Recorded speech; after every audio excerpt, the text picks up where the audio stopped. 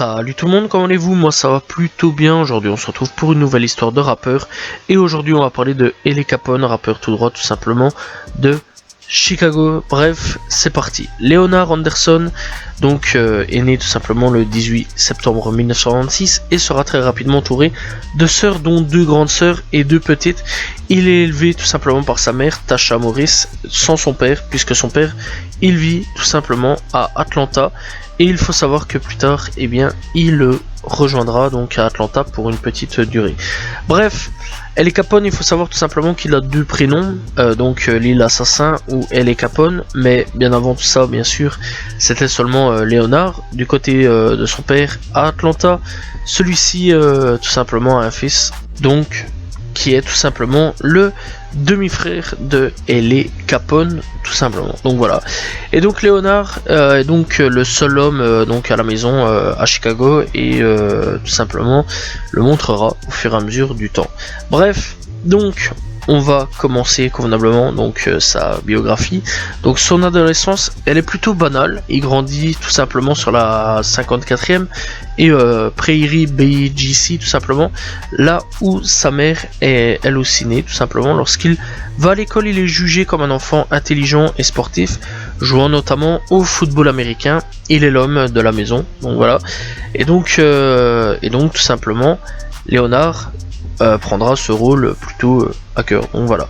En plus de ça, Léonard est un enfant adoré dans son quartier, jugé comme drôle. Il montre tout simplement un amour inconsidéré pour ses sœurs et n'hésite pas à les protéger quand il y a un petit problème. Néanmoins, il rejoint le gang des Black Disciples assez jeune, ce qui lui posera des problèmes assez jeune aussi. Et donc il étudie à l'école primaire de Carter à Chicago. Ensuite, il va tout simplement dans le célèbre collège Dunbar, toujours à Chicago. Durant cette époque, la mère de FBG Buddha, donc un autre tout simplement membre donc de gang et un autre rappeur tout simplement des FBG. Il faut savoir aussi que j'ai tout simplement fait l'histoire de FBG Duck pour ceux qui veulent savoir. Bref, revenons-en en fait, parce qu'on va pas parler non plus de FBG Duck. Donc, à cette époque, donc la mère fréquente tout simplement donc la mère de FBG Buddha qui vient de Jarrow City, et la mère de Léonard sont limite des meilleurs amis tout simplement, sont voire même des meilleurs amis. Malheureusement, leurs fils, eux, ne suivent pas le chemin de leur mère. Dunbar est aujourd'hui réputé pour ses nombreux combats entre gangs et est classé comme l'une des pires écoles tout simplement de Chicago. Bref, Léonard ira à l'école sans vraiment reculer, puisqu'en effet, pour aller à son école, il fallait que dans son bus, que son bus tout simplement s'arrête à Jarrow City, déjà ennemi au set des Black Disciples. À l'époque, FBG Buddha se battra donc plusieurs fois avec L.A. Capone, où la plupart du temps, ce sera tout simplement du 2 voire 3 contre 1 tout simplement sur Léonard. Tay600 nous disait dans un tweet que Léonard s'est fait frapper tellement de fois par ses ennemis durant sa scolarité, mais ça ne l'a pas empêché d'étudier et de leur tenir tête en restant dans la même école. La bagarre la plus connue de Léonard tout simplement restera celle dans le bus contre FBG Duck, Lil J, FBG Buddha et FBG Young. Et à force de subir du harcèlement face à eux, et bien tout simplement L.A. Capone apportera deux pistolets chargés à Dunbar et se fera renvoyer directement sans possibilité d'avoir autre chose tout simplement. Bref, aux alentours de 2008 et pendant 2 ans, eh bien Léonard vivra tout simplement en Géorgie, donc à Atlanta, avec son père et son demi-frère. Et il faut savoir que quand Léonard arrive en Géorgie, c'est vraiment pour qu'il arrête toutes les bêtises à Chicago. Donc voilà, vraiment les histoires de gang, etc. D'ailleurs, à ce moment-là, eh bien, il va faire la connaissance du rappeur Lil Yachty. Donc voilà, bref, si vous voulez, j'ai déjà fait aussi son histoire pour Lil Yachty, n'hésitez pas à aller checker. Qui était le meilleur ami et qui est toujours tout simplement le meilleur ami du demi-frère tout simplement de Léonard, donc de L.A. Capone. Et donc les deux se lient alors d'amitié, allant à l'école ensemble et traînant ensemble. Malheureusement, tout simplement son père décédera. Donc voilà, certains disent que c'est un accident de voiture, d'autres disent qu'il a été abattu par la police. Voilà, ça reste assez mystérieux tout simplement au niveau de la mort du père de L.A. Capone. Et donc là-dessus, L.A. Capone doit tout simplement rentrer à Chicago. Son demi-frère lui restera tout simplement en Géorgie, à Atlanta, et avec à ses côtés Lil Yachty. Et bien tout simplement Liliati et tout simplement LA Capone garderont toujours un contact comme sur Twitter quand ils se parlaient comme des frères. Ce qui est plutôt dommage tout simplement parce qu'à ce moment-là LA Capone aurait pu, je pense, largement s'en sortir, pouvoir faire sa carrière sur Atlanta et peut-être percer tout simplement avec cette fameuse génération SoundCloud, qui sait tout simplement, puisque peut-être que Liliati lui aurait donné le goût du rap. Donc voilà, et ce qui est plutôt triste tout simplement, puisque on connaît déjà un petit peu son futur. Bref, de retour à Chicago, et bien Leonard est envoyé à la Sullivan House pour étudier après s'être fait tout simplement renvoyer de Dunbar. Là-bas, il sortira diplômé et jouera même dans l'équipe principale de football américain. Donc clairement un moyen aussi encore de pouvoir s'en sortir. Il ira au lycée avec et bien tout simplement le célèbre rappeur G-Herbo. À ce moment-là, c'était Lil Herb et Cathy Gold-Benz des OBN. D'ailleurs, il sortira diplômé de son école. Bref, dans l'interview de Zach TV, pour Zach TV, tout simplement la mère de Léonard raconte qu'il avait une obsession tout simplement avec les céréales. En effet, sa mère dit qu'il raffolait de Cinnamon Toast Crunch alors qu'il venait tout simplement chez sa mère et prenait 3 bols dans le plus grand des calmes et les céréales préférées, tout simplement de ses céréales préférées avant de repartir. Il développe aussi une nature de dragueur puisqu'il aime les femmes plus que tout. Dans ce quartier, il est populaire et à la cote tout simplement avec les filles et n'hésite pas à jouer de son charme pour les draguer, comme TI600 dit tout simplement, et donc il voulait juste faire des choses, voilà, bref, on va pas dire parce que YouTube tu connais. Lorsque la 600 se crée, et bien tout simplement LA Capone est connu sous le nom de Lil Assassin à ce moment-là, donc il n'avait pas ce nom-là de LA Capone. Pour son activité dans la rue, c'est d'ailleurs à la création de la 600 que toute la vie tout simplement de LA Capone va clairement changer. Et bien tout simplement, LA Capone fait partie d'une des multiples équipes de la 600 comprenant M-Tang, T600, Buka, Joe Blue et Lil Assassin. Il est d'ailleurs très proche de GB Bin Laden et à qui a donné son surnom tout simplement, et T600 qui sont considérés comme ses meilleurs amis, ainsi que Quap 600, son beau-frère, visible dans Soul Out et avec qui tout simplement il est très proche.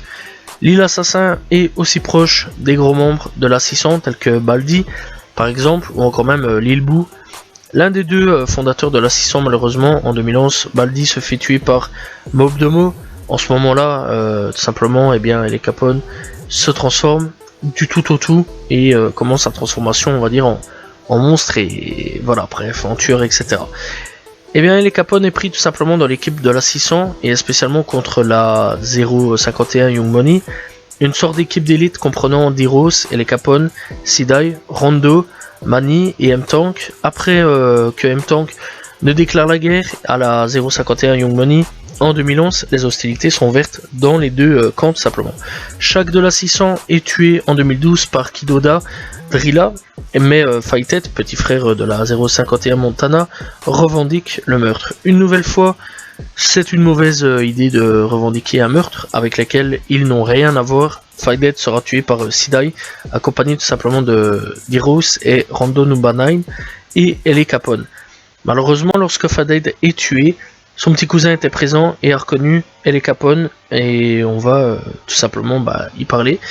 Bref, entre temps, Lil Assassin devient tout simplement LA Capone, tout simplement, donc voilà. Et donc le surnom donné par Lil Boo, car Léonard voulait se mettre à la drill, mais Lil Boo trouvait que ça faisait trop sauvage tout simplement, et pas assez passe-partout.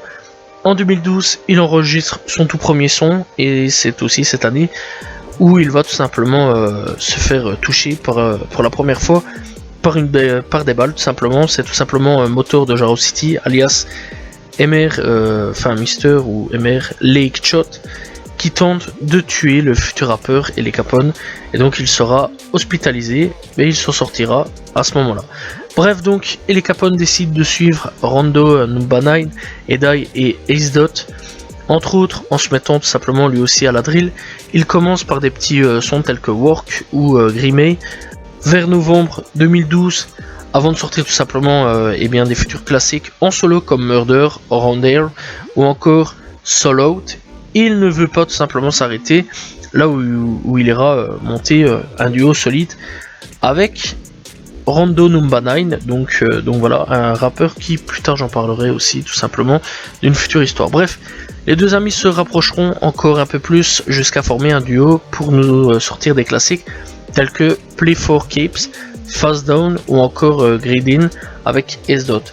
En soi, LA Capone arrêtera les fusillades et autres bails tout simplement de gangs dangereux vers la fin de 2012, même si des ennemis directs continueront tout simplement de le provoquer en musique ou sur les réseaux sociaux.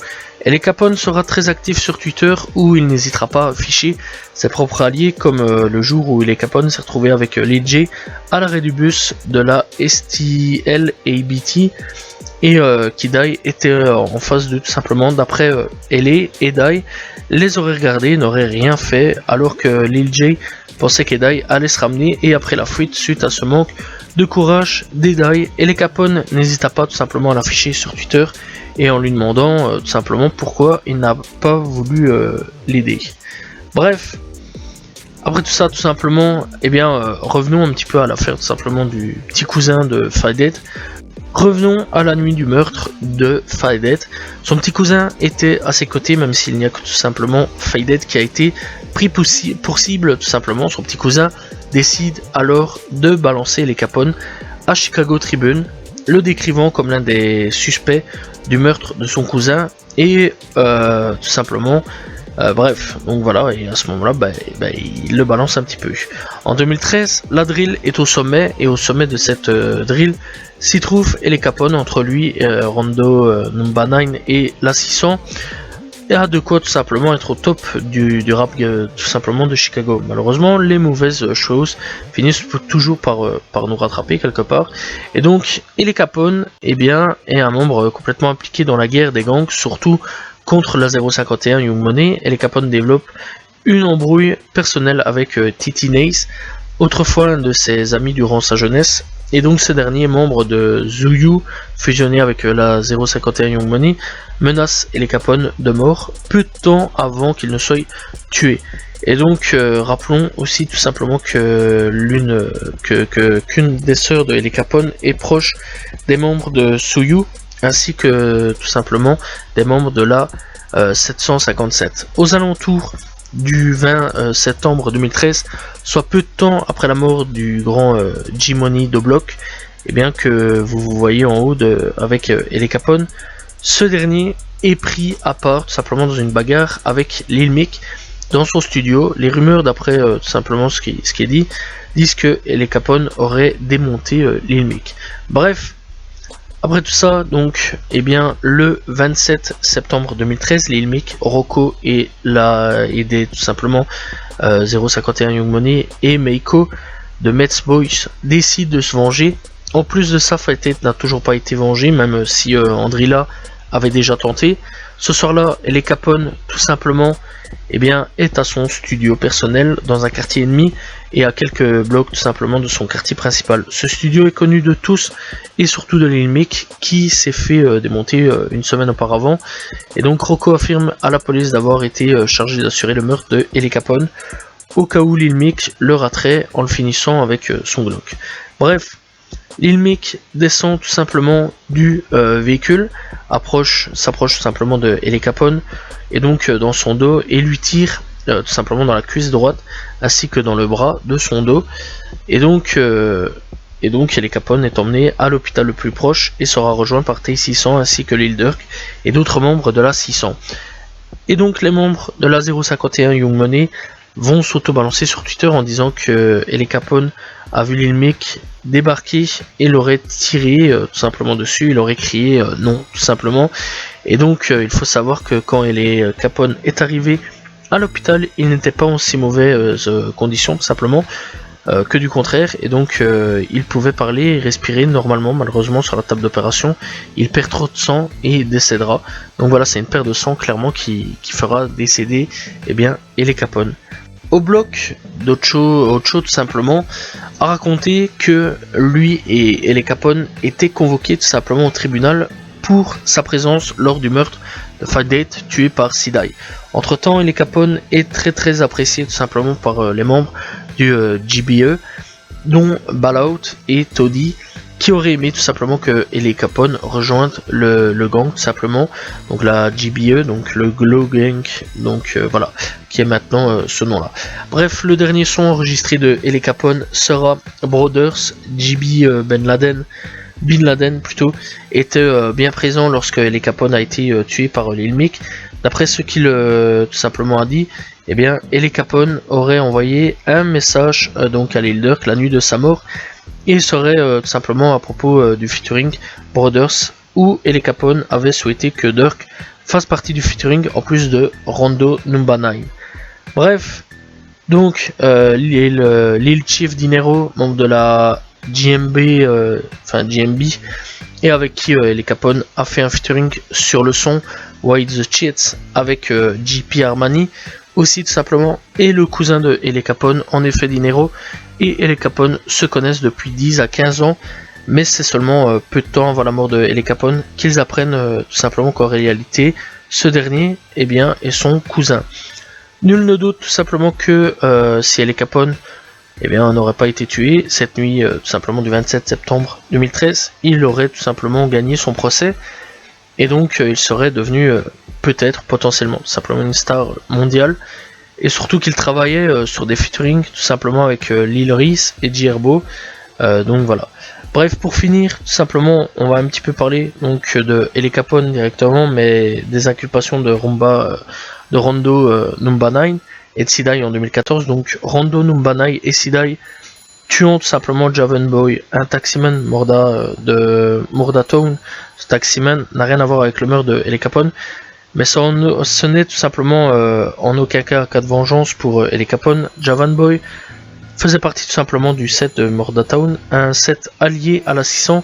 De base, dans ce set, eh bien, est compris un membre qui s'appelle M-Boy Nino, qui a atterri tout simplement sur l'île Boo de la 600 peu de temps avant que Javan tout simplement ne soit tué pour se venger tout simplement de l'île Boo, pris tout simplement Rondo, Sidai et T600, et ils sont tout simplement partis à la recherche de Nino, sauf que Rondo et Sidai sont tombés sur le taximan et que Rondo tout simplement a ouvert le feu sans attendre l'accord de Lil Boo. En aucun cas l'arrestation de Rondo et Sidai est liée à une possible vengeance de LA, tout simplement. D'ailleurs, cette histoire sera confirmée à la sortie de prison de T600, où celui-ci assumera que la mort de Javan n'avait rien à voir avec la mort de LA Capone. Donc on va dire en gros que LA Capone n'est absolument pas vengé quelque part au niveau de cette histoire-là. Bref, il faut savoir que LA Capone a sorti quand même un projet durant tout ce temps. Donc voilà, il y a quand même un projet qui est sorti en 2014 du nom de Separate Myself. Donc voilà, on peut le retrouver donc en version, c'est marqué Deluxe sur Spotify. Donc voilà, on retrouvera tout simplement malheureusement que 8 titres. Et donc voilà, d'un petit album de 16 minutes tout simplement. Bref, sur le projet, on retrouvera Edai, on retrouvera Rondo Number 9 et on retrouvera tout simplement Lil Reese. Donc voilà, et franchement c'est un très très bon petit projet. Voilà. Donc moi je conseille vraiment d'aller checker, voir un petit peu ce qu'il y a. Sur Spotify il y a quand même pas mal aussi de singles. Donc voilà, jusque Work, apparemment il y aurait un en 2020 qui sera sorti du nom de Spend Time, tout simplement. Donc voilà, voir si c'est réellement LA Capone ou autre, tout simplement. Donc voilà, et sur YouTube il y a quand même pas mal de clips. Donc voilà, pour ceux qui veulent aller chercher, il y a vraiment pas mal de clips, de featuring, etc. Surtout énormément avec Rondo Number 9, avec lequel tout simplement il y a énormément de featuring. On voyait bien que ces deux-là étaient fortement complices et que clairement, eh bien quelque part ils formaient un groupe. Voilà, personnellement un des sons que j'aime plutôt bien avec Rondo, c'est Shooters. Voilà, j'avais vraiment bien kiffé ce son-là d'ailleurs, et c'est à partir de là que j'ai un petit peu décidé de faire l'histoire de LA Capone et d'aller tout simplement aller checker ce que faisait LA Capone. Donc voilà, il y a Play for Keps, il y a Some More avec Ocho Udu. Donc voilà, il y a vraiment pas mal de sons, il y a Rondair, il y a Murder, bref franchement il y a vraiment pas mal de sons, de clips, etc. Quand même, malgré une courte carrière malheureusement pour LA Capone. Ce qui aurait été bien quand même, c'est que je pense qu'il reste à tout simplement à Atlanta avec Liliati. Je pense clairement qu'à ce moment-là, il aurait pu péter avec Liliati en formant un duo, ces deux-là, clairement. Ça aurait pu donner quelque chose de cool. Malheureusement, le problème, c'est que le daron est tout simplement décédé et que tout simplement, L.A. Capone est retourné dans ses travers et est retourné tout simplement dans les histoires de gang et a fini tout simplement par se faire tuer. Voilà, c'est la fin tout simplement de l'histoire de L.A. Capone, j'espère que vous l'avez apprécié. N'hésitez pas à vous abonner, liker, commenter, partager. On se retrouve très prochainement pour une nouvelle histoire de rappeur. Donc voilà, on se retrouve demain pour une nouvelle vidéo. Salut tout le monde, ciao ciao.